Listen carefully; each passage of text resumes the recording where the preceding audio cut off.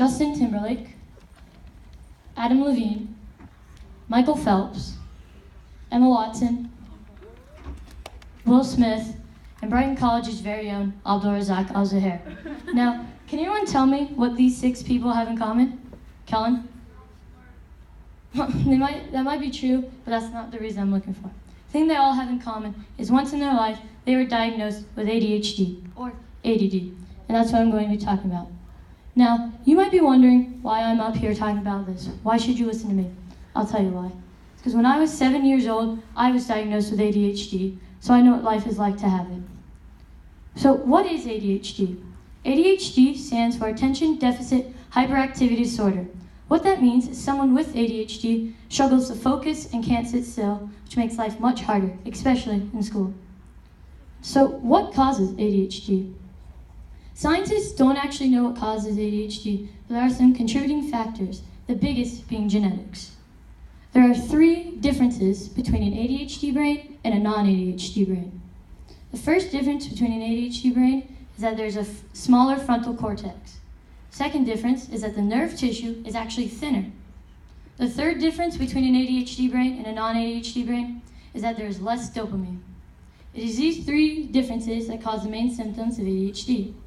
Symptoms of ADHD include restlessness, short attention span, makes careless mistakes, has trouble being organized, talks out of turn, and generally can't stop talking. So how do we treat ADHD? There are many ways to treat ADHD with and without medicine. However, these are not cures. They just make life easier, helping the person cope with the symptoms. One treatment is yoga. Yoga helps people stay calm and be self-aware. Another treatment is behavioral therapy. Here, people learn to make checklists, use schedules, and generally be more organized. Some people choose to treat their ADHD using caffeine because it stimulates the brain to helping them to focus. The most controversial way to treat ADHD is with medicine.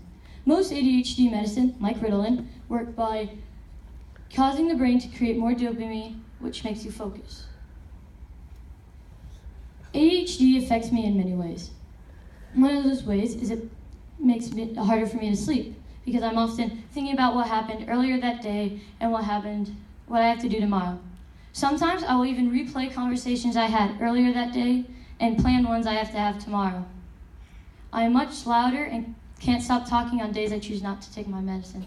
And I often say things I shouldn't because I haven't thought them through. I choose to treat my ADHD by taking medicine, which has worn off, so if you notice me doing anything I mentioned, that's why. There is no cure for ADHD, but even if there were, I wouldn't take it, because ADHD is a part of me. It makes me creative, it makes me unique, it makes me who I am. Thank you for listening. I hope you enjoyed. Most importantly, I hope you learned something new.